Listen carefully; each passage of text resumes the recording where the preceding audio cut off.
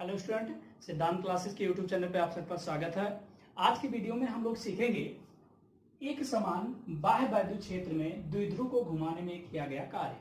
मतलब कि कोई एक समान बाह्य वैद्युत क्षेत्र था। मान लेते हैं एक वैद्युत क्षेत्र है। वैद्युत क्षेत्र की दिशा कुछ इस प्रकार से है।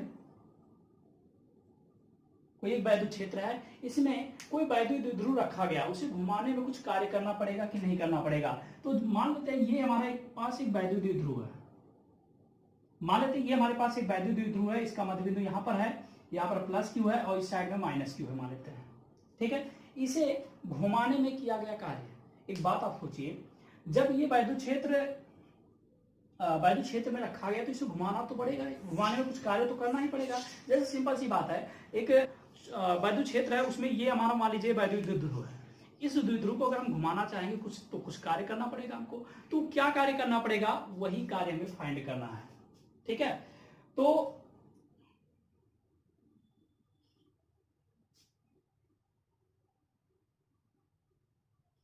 मान लीजिए ये हमारा वैद्युत क्षेत्र ई है, इसमें कोई वैद्युत द्विध्रुव रखा गया है, कोई वैद्युत द्विध्रुव इसमें रखा गया है।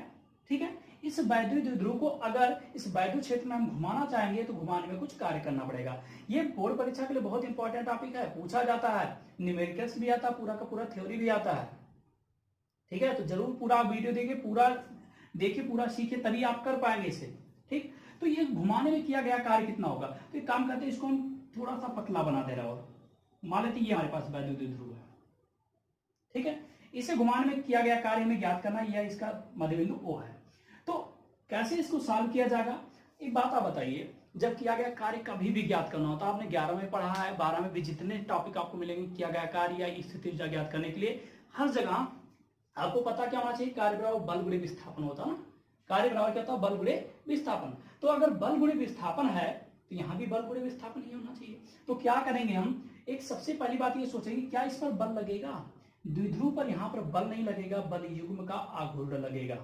तो जो काम बल का होता है, यहां पर बल युग्म के आघूर्ण का किया जाएगा। कारण अगर इस पर धनावेशित, इस पर ऋणावेशित है, तो दोनों पर अलग अलग बल लगेगा ना, एक की दिशा इधर तो एक की दिशा इधर, तभी तो इसको घुमाने में किया गया कार्य। जैसे ये मार्कर है, इस पर अगर एक बल इधर लगाएंगे तो सिंपल सी बात है, ये वाला इस पर बल इस साइड में लगेगा कि नहीं लगेगा। तो लगने वाला जो बल होगा वो यहाँ पर बल नहीं रहेगा, बल युग्म का आघूर्ण होगा। तो हम सबसे पहले लिख लेते हैं, द्विध्रुव पर लगने वाला बल युग्म का आघूर्ण, इसे हम टॉ से डिनोट करते हैं, टॉ बराबर पीई साइन थीटा। अगर आपको नहीं पता है तो आप पिछले चैप्टर में जाइए, वहां पर आपको ये मिल जाएगा। ठीक है, तो ये हो गया बल युग्म का आघूर्ण। अब हम बात करते हैं कार्य बराबर बल गुणे विस्थापन, तो बल के स्थान पर ये यूज करेंगे।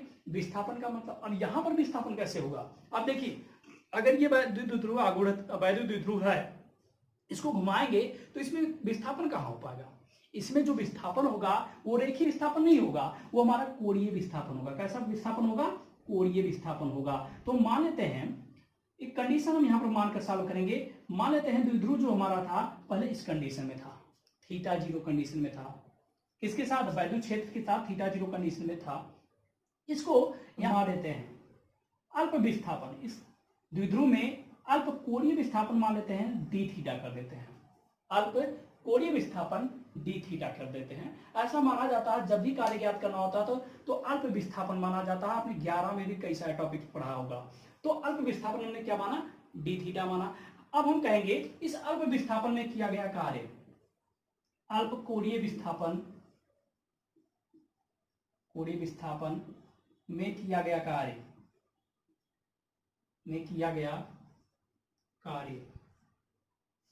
क्या होगा, इसे हम डी डब्ल्यू मान लेते हैं। डी डब्ल्यू बराबर क्या होगा, टा गुणे डी थीटा। कार्य बराबर बल गुणे विस्थापन जैसा ही है ये, लेकिन आपको थोड़ा सा ध्यान रखना है, यहां पर रेखीय बल नहीं लगेगा, रेखीय विस्थापन नहीं होगा, इसलिए बल युग्म का आघूर्ण लगेगा, इसलिए टा यूज करेंगे। डी थीटा क्योंकि यहाँ पर कोणीय विस्थापन होगा, इसलिए डी थीटा यूज करेंगे। वैल्यू रख दीजिए पीई साइन थीटा, ये कहां पर, समीकरण 1 के अनुसार, इंटू डी थीटा हमने लिख दिया, ये डी डब्ल्यू लिख दिया गया। ये क्यों, जब थोड़ा सा विस्थापन किया गया तब। अब हम कहेंगे, अब थीटा जीरो से थीटा कोण घुमाने में किया गया कार्य। क्या बात कर रहा हूं, थीटा जीरो से थीटा कोण घुमाने में किया गया कार्य।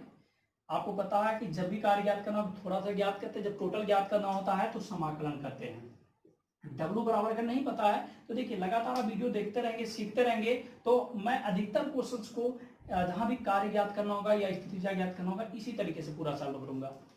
ठीक है, तो यहाँ पर थीटा जीरो लिख देते हैं, यहाँ पर थीटा लिख देते हैं और यहाँ पर PE sine theta d theta लिख देते हैं। ये इस डी डब्ल्यू का वैल्यू रख दिया हमने। अब यहाँ पर कांस्टेंट है पीई बाहर कर लिया। अब हमारे पास बचा क्या, थीटा जीरो यहाँ पर और यहाँ पर थीटा, और यहाँ पर है sine theta into D theta. ठीक है, ये हमने इतना लिख दिया है। अब साइन थीटा का समाकलन क्या होता है, मैथ के जो स्टूडेंट हैं उन्हें आराम से पता होगा साइन थीटा का समाकलन क्या होता है। जो बायो के स्टूडेंट है उनके लिए मैं यही कहूंगा कि आप इसे याद कर लीजिए। और अगर आप कंपटीशन यानी नीट की तैयारी करना चाहते हैं या आईआईटी की तैयारी करना चाहते हैं तो बिल्कुल कमेंट करके बताइएगा, जिससे हम ये वीडियो भी बना देंगे, जिससे समाकलन और अवकलन जो फिजिक्स में जरूरत पड़ती कम से कम उतना आप जरूर कर पाए।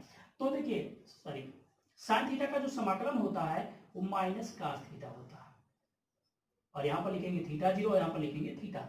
इसे लोअर लिमिट कहते हैं, इसे अपर लिमिट कहते हैं। अब अपर लिमिट का और लोअर लिमिट का वैल्यू रख देते हैं। W इक्वल टू हो जाएगा पीई ब्रैकेट में minus cos theta, upper limit को रखा और माइनस का चिन्ह अपनी मर्जी से लगाते हैं, यानी सूत्र है ये, और थीटा जीरो रखेंगे तो माइनस कास थीटा जीरो। ये हमारे पास हो जाएगा W इक्वल टू पीई, और देखिए ये माइनस माइनस हो जाएगा प्लस, तो हम पहले लिख देते हैं कास थीटा जीरो और माइनस कास थीटा। मार्कर थोड़ा सा नहीं रहा, इंक साथ खत्म हो गया, थोड़ा सा एडजस्ट कर लीजिए इतना। तो W equal to PE cos theta zero minus cos theta, ये हमारा एक सूत्र बन गया। आपकी किताब में यानी कुमार मित्तल की किताब है या कोई और किताब है तो उसमें आप देखेंगे ये सूत्र नहीं लिखा होगा, कुछ और लिखा गया होगा। कोई दिक्कत नहीं, मेन सूत्र हमारा यही है। अब हम समझ लेते हैं जो आपकी किताबों में दिया है वो क्या है। एनसीईआरटी के अकॉर्डिंग आप इतना पढ़िए काफी है।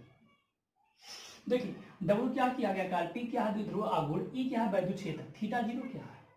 थीटा जीरो मतलब है कि प्रारंभ में जिस कोण में वो द्विध्रुव को रखा गया था वो ऐसा भी हो सकता है कि साम्यावस्था में ऐसे रखा गया हो, ऐसा भी हो सकता है लंबवत रखा गया हो, ऐसा भी हो सकता है इस प्रकार से रखा गया हो।